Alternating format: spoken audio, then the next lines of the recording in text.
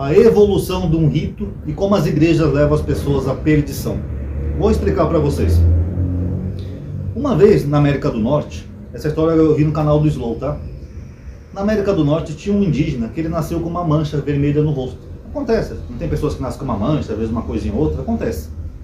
E esse indígena tinha essa mancha vermelha no rosto. Aí quando esse indígena cresceu, ele virou um grande guerreiro, né? Forte, grande. Ele conseguia matar mais dos inimigos do que os outros, né? Pela habilidade dele, ele matava um, matava outro, ajudava a tribo inteira a ganhar as guerras. Aí os outros índios começaram a pensar, por que fulano é tão forte, né? Já sei, deve ser aquela mancha. É a única coisa que ele tem de diferente. Será que se eu fizer uma mancha em mim também eu vou conseguir ganhar a guerra? Aí o que aconteceu? Os outros indígenas começaram a pegar tinta vermelha e pintar o rosto para ir nas guerras. E claro que eles tinham lá algumas vitórias, né? Porque tudo é probabilidade, você pode ganhar ou perder. Eu se eu for brigar, por exemplo, com, sei lá, com o Popó, eu tenho chance de ganhar ou perder, tudo é probabilidade, né? Mas aí surgiu um rito, que não é baseado na ciência, é um rito baseado numa crença. Eles acreditavam que toda vez que eles pintassem a cara de vermelho, eles iriam ganhar a guerra. E o que isso nos mostra? Mostra que o comportamento religioso, ele se origina assim, por mero acaso. Uma coisa que acontece e que depois acaba virando um rito. Rito é aquilo que você faz com frequência e depois vira um dogma. E um outro rito interessante que o Slow contou foi sobre sacrifícios humanos, que eram comuns em muitas religiões do mundo antigo. O que acontece? Certa vez, algum lugar, algum povo, povoado, começou a passar por alguma dificuldade por causa de uma estiagem. Não chovia, não tinha nada, as plantas não nasciam, então eles começaram a passar fome. Aí, em dado momento, uma moça que era virgem, donzela, foi andar ali pelos campos, ela tropeça, cai, bate a cabeça numa pedra e morre. Por coincidência, no dia que essa donzela morre, começa a chover. Aí eles começam a analisar aquilo, fala, peraí, ela morreu e choveu. Será então que os deuses se agradam disso? Até porque antigamente eles achavam que os deuses estavam no céu. Eles não tinham uma concepção científica como nós temos hoje. Por exemplo, o homem primitivo, ele via um raio cair numa árvore. Fazia aquele fogo, a árvore pegava fogo. Ele não sabia o que era aquilo, porque ele não tinha conhecimento de descargas elétricas nas nuvens. Então, na imaginação primitiva, ele acreditava que tinha um ser lá em cima que jogava um raio na árvore. É por isso que quase todas as religiões politeístas, elas têm um deus do raio. Já notaram isso?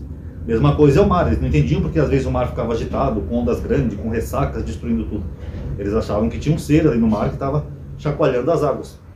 Então, por acreditar que tinha um ser lá em cima, ou seres, eles começaram a pensar dessa forma. Peraí, a donzela morreu, choveu.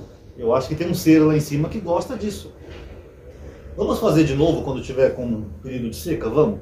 No outro ano, teve estiagem de novo, porque isso é cíclico. Eles pegaram uma jovem, eles mesmos mataram a jovem, uma jovem virgem. Aí começou a chover. Probabilidade, como eu falei para vocês. Aí se originou um rito. Aí começou a se acreditar que os deuses gostavam de sacrifícios humanos. Esses ritos vão sendo diferentes, né? Eles vão tendo ressignificações de povo para povo, mas eles continuam por um bom tempo. Por exemplo, o deus Moloque, que é mencionado na Bíblia. No deus Moloque, diz a Bíblia que eles faziam as suas crianças passar pelo fogo, em sacrifício a esse deus Moloque. Tanto que essa é a origem do inferno, né? Para quem não sabe, né? Que é o Vale dos Filhos de Inom. Era um lugar que tinha um fogo que sempre queimava, então eles jogavam as crianças lá para essa divindade chamada Moloque. Acontecia o que eles queriam? Não sei. Mas tem uma prova na Bíblia, eu já fiz um vídeo sobre isso, né? Que o deus Quemosh, o rei sacrifica o próprio filho numa batalha com os israelitas, e ironicamente ele ganha a guerra. Foi o Deus que fez isso? Não, probabilidade. Mas aí eu tenho um vídeo com esse nome, tá? O Deus que derrotou o Deus, tá? Da Bíblia. Continuando. Então surge todo um rito de sacrifícios, tá? Sacrifícios humanos. Isso vai se expandindo até em outras culturas, como por exemplo na Grécia, tem o mito do labirinto de Minotauro, né? Um labirinto lá que os gregos tinham numa caverna, e diz que tinha um Minotauro lá dentro. Então eles faziam as mulheres virgens entrar lá em sacrifício para esse ser. Aí quando surge o judaísmo que eu já falei aqui para vocês, ele tenta dar uma ressignificação mais racional a esses cultos e uma monoteização. Eu sei que tem pessoas que discordam, porque vêm em outros canais, mas essa é a minha visão na minha leitura baseada nos meus estudos, tá? Eles tentam dar uma ressignificação mais racional. O que os judeus fazem? Eles proíbem o sacrifício humano. Olha, em vez de sacrificar pessoas, vamos sacrificar animais. A gente sacrifica os animais, que vai ser bem mais saudável, vai ser bem mais natural. Então tem todo um período ali que ainda tem uma influência de outros povos, tem os profetas brigando, combatendo esses cultos, culto a Baal, Asherá, Moloque, mas o fato é que o judaísmo ele vai se monoteizando cada vez mais. Ele vai combatendo isso. E quando a gente vê o ciclo dos profetas, a gente vê exatamente isso. A gente vê que aqueles sacrifícios de animais também não eram legal. Porque aquilo também se tornou um rito, como aqueles ritos humanos. Por exemplo, eu fiz uma coisa errada, eu vou lá e sacrifico um carneiro. Pronto. Deus vai me perdoar ou vai me abençoar.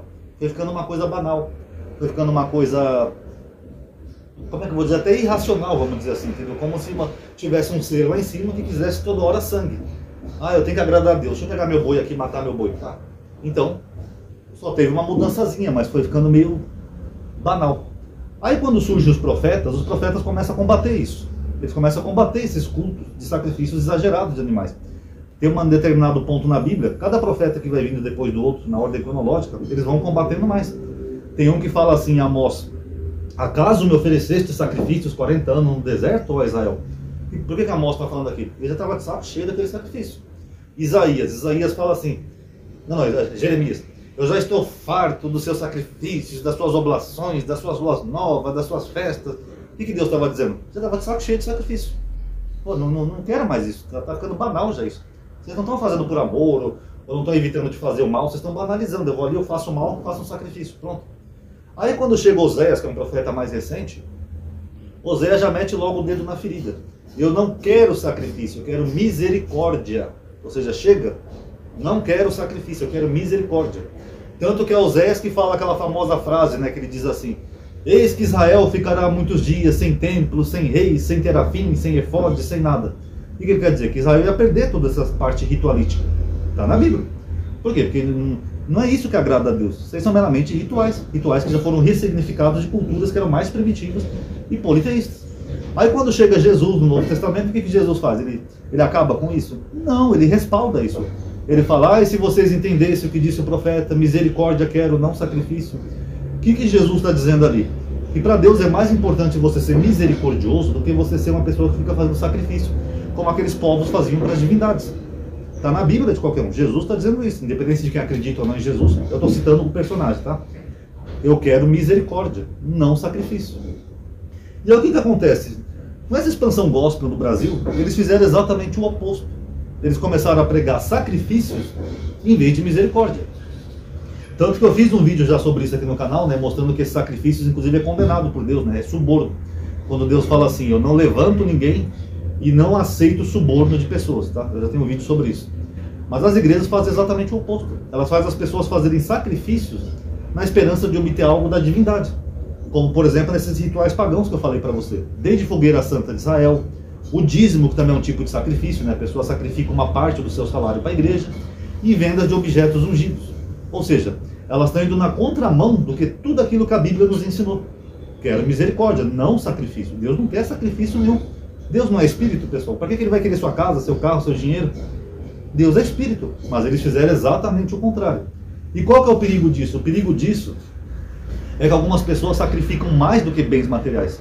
Como, por exemplo, eu já mencionei aqui no canal, falar primeiro dos TJ, né? Testemunhos de Jeová não aceitam sangue. Ou seja, eles estão sacrificando a vida de um ente querido, achando que vão agradar uma divindade. Sendo que Deus falou: eu quero misericórdia. Então, se eles fossem realmente misericordiosos, eles iam falar assim: doutor, se o senhor fizer a transfusão na minha filha, ela vai viver, mas eu vou para o inferno. Mas eu prefiro ir para o inferno do que ver minha filha morta. Pode fazer. Isso seria misericórdia. Ou seja, misericórdia eu quero, não sacrifício. Mas eles fazem o oposto. Eles preferem sacrificar a vida de um ente querido do que ter misericórdia. Imagina chegando no céu, por exemplo, se um TJ deixasse um filho fazer uma transfusão de sangue. Na mente deles, eu acho que Deus ia falar assim: ô fulano, você foi tão bom, ia na igreja, seguiu minhas regras, mas pena que você salvou a vida da sua filha deixando ela tomar sangue. Pena. Só por causa disso você não vai entrar no céu. Faz sentido para vocês? Ou o contrário. Imagina que a criança morra, como já aconteceu muito.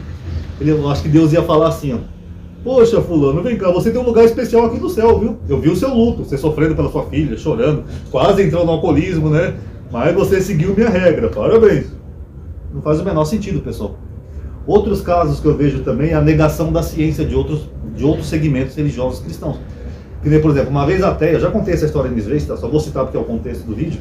A Ateia postou uma notícia de uma mãe e um pai, né? o casal, que a filhinha deles estava cuspindo bola de sangue. Ao invés de levar a menina no médico, eles ficavam orando pela menina. Ou seja, a menina morreu. Pode ter sido alguma coisa que fez mal, ela pode ter caído e batido e fraturado algo por dentro, que causou algum tipo de hemorragia interna. Mas em vez de levar ela no hospital, eles ficaram orando e a menina morreu. Dentre outros casos. Então fica aquela pergunta, onde é que fica a questão da misericórdia que era e o sacrifício? Porque periodicamente nós vemos esses religiosos fazendo praticamente um sacrifício para esse Deus. Agora, que Deus que eles estão sacrificando? Toda a Bíblia não aceita isso. Para que Deus que eles estão fazendo tanto sacrifício? Fogueiras santas, vidas, dinheiro, carro, sabe? Tanta bobagem. Todo mundo lembra do Feliciano, né? Aquela vez que o cara deu um carro para ele, né? Para a igreja, não sei o quê. Não dá, né, pessoal? O fato é que essas pessoas elas estão se iludindo e elas estão indo tudo para a perdição, como era antigamente naqueles cultos pagãos. Se existe um céu e um inferno como eles acreditam, elas já estão se autocondenando ao inferno. Basicamente pela ignorância, né? Porque se elas estudassem um pouco a evolução dos ritos, tal, tudo isso que eu estou falando aqui nesse vídeo, elas não fariam mais esse sacrifício. E é por isso que eu vou terminar com aquela frase de Oséias. Que Oséias disse assim, o mesmo Oséias que falou da misericórdia: o meu povo será destruído por falta de conhecimento. Vocês viram? A ignorância leva à perdição. Tem também uma frase de Buda que eu gosto muito, já postei aqui no canal. A luta não é entre o bem e o mal, é entre o conhecimento e a ignorância. Tá bom? Tá aí, pessoal. Quem gostou do vídeo, dá um like, tá? Isso ajuda a aumentar a atividade de alcance, tá? Obrigado aí por ter assistido. Paz a todos.